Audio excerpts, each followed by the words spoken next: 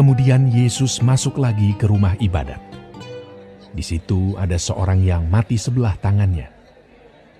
Mereka mengamat-amati Yesus kalau-kalau ia menyembuhkan orang itu pada hari Sabat, supaya mereka dapat mempersalahkan dia. Kata Yesus kepada orang yang mati sebelah tangannya itu, "Mari, berdirilah di tengah." Kemudian katanya kepada mereka, "Manakah yang diperbolehkan pada hari Sabat? Berbuat baik atau berbuat jahat? Menyelamatkan nyawa orang atau membunuh orang?" Tetapi mereka itu diam saja. Ia berduka cita karena kedegilan mereka, dan dengan marah ia memandang sekelilingnya kepada mereka. Lalu ia berkata kepada orang itu, "Ulurkanlah tanganmu." Dan ia mengulurkannya, maka sembuhlah tangannya itu. Lalu keluarlah orang-orang Farisi dan segera bersekongkol dengan orang-orang Herodian untuk membunuh dia. Kemudian Yesus dengan murid-muridnya menyingkir ke danau, dan banyak orang dari Galilea mengikutinya, juga dari Yudea, dari Yerusalem, dari Idumea, dari seberang Yordan, dan dari daerah Tirus dan Sidon datang banyak orang kepadanya, sesudah mereka mendengar segala yang dilakukannya. Ia menyuruh murid-muridnya menyediakan sebuah perahu baginya karena orang banyak itu, supaya mereka jangan sampai menghimpitnya. Sebab ia menyembuhkan banyak orang, sehingga semua penderita penyakit berdesak-desakan kepadanya, hendak menjamahnya. Bila mana roh-roh jahat melihat dia, mereka jatuh tersungkur di hadapannya dan berteriak, "Engkaulah Anak Allah!" Tetapi ia dengan keras melarang mereka memberitahukan siapa dia. Kemudian naiklah Yesus ke atas bukit. Ia memanggil orang-orang yang dikehendakinya, dan mereka pun datang kepadanya.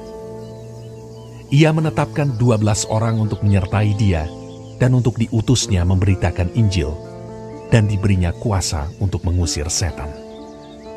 Ke-12 orang yang ditetapkannya itu ialah Simon yang diberinya nama Petrus, Yakobus anak Zebedeus, dan Yohanes saudara Yakobus, yang keduanya diberinya nama Boanerges, yang berarti anak-anak guru. Selanjutnya Andreas, Filipus, Bartolomeus, Matius, Thomas, Yakobus anak Alfeus, Tadeus, Simon orang Zelot, dan Yudas Iskariot yang mengkhianati dia. Kemudian Yesus masuk ke sebuah rumah. Maka datanglah orang banyak berkerumun pula, sehingga makan pun mereka tidak dapat. Waktu kaum keluarganya mendengar hal itu, mereka datang hendak mengambil dia, sebab kata mereka, ia tidak waras lagi. Dan ahli-ahli Taurat yang datang dari Yerusalem berkata, "Ia kerasukan Beelzebul, dan dengan penghulu setan, ia mengusir setan." Yesus memanggil mereka, lalu berkata kepada mereka dalam perumpamaan, "Bagaimana iblis dapat mengusir iblis? Kalau suatu kerajaan terpecah-pecah, kerajaan itu tidak dapat bertahan. Dan jika suatu rumah tangga terpecah-pecah, rumah tangga itu tidak dapat bertahan. Demikianlah juga kalau iblis berontak melawan dirinya sendiri, dan kalau ia terbagi-bagi, ia tidak dapat bertahan, melainkan sudahlah tiba kesudahannya. Tetapi tidak seorang pun dapat memasuki rumah seorang yang kuat untuk merampas harta bendanya apabila tidak diikatnya dahulu orang kuat itu. Sesudah itu, barulah dapat ia merampok rumah itu. Aku berkata kepadamu, sesungguhnya semua dosa dan hujat anak-anak manusia akan diampuni. Ya, semua hujat yang mereka ucapkan. Tetapi apabila seorang menghujat Roh Kudus, ia tidak mendapat ampun selama-lamanya, melainkan bersalah karena berbuat dosa kekal. Ia berkata demikian karena mereka katakan bahwa ia kerasukan roh jahat. Lalu datanglah ibu dan saudara-saudara Yesus. Sementara mereka berdiri di luar, mereka menyuruh orang memanggil dia. Ada orang banyak duduk mengelilingi dia. Mereka berkata kepadanya, Lihat, ibu dan saudara-saudaramu ada di luar dan berusaha menemui engkau. Jawab Yesus kepada mereka. Siapa ibuku dan siapa saudara-saudaraku? Ia melihat kepada orang-orang yang duduk di sekelilingnya itu dan berkata, Ini ibuku dan saudara-saudaraku. Barang siapa melakukan kehendak Allah, dialah saudaraku laki-laki, dialah saudaraku perempuan, dialah ibuku.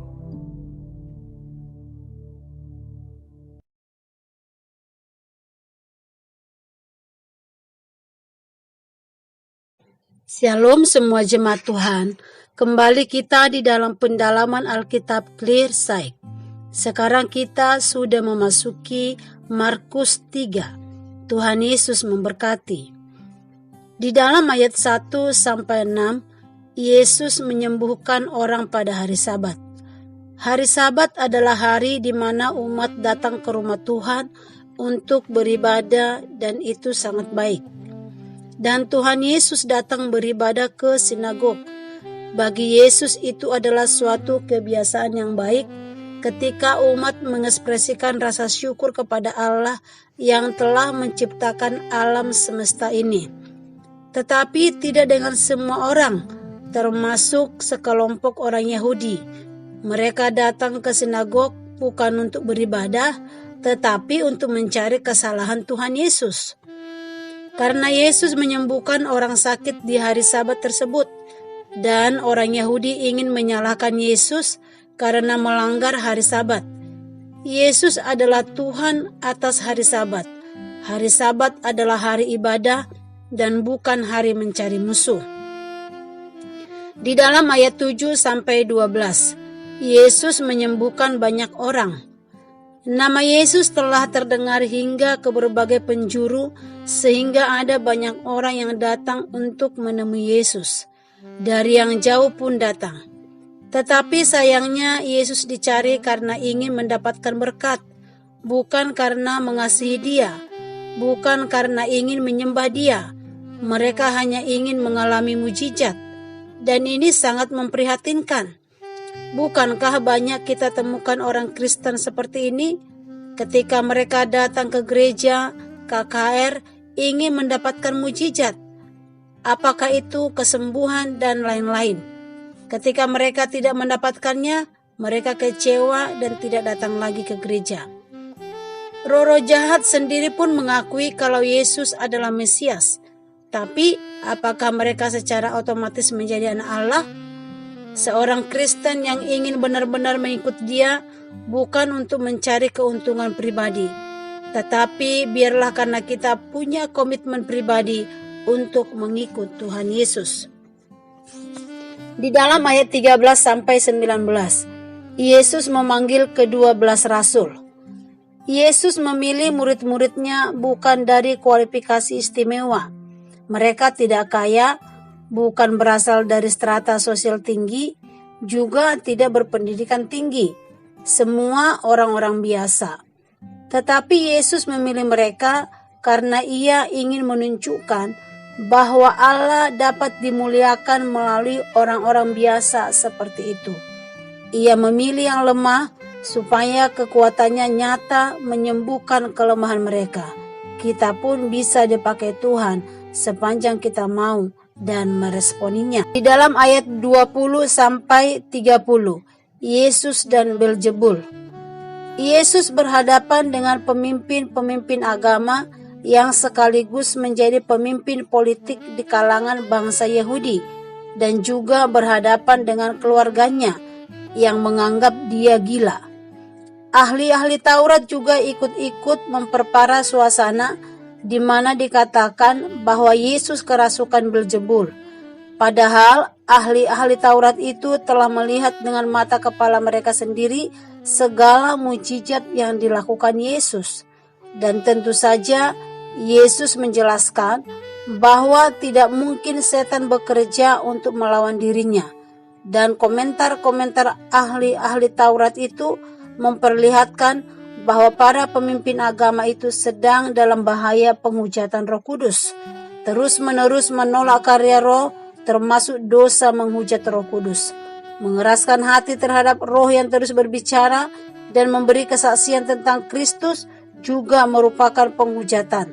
Menghujat Roh Kudus tidak akan diampuni, bukan karena dosa itu terlalu besar untuk diampuni, tetapi melainkan karena dosa itu mewujudkan sikap hati yang memberontak terhadap Allah. Kiranya kita dijauhkan dari dosa semacam ini.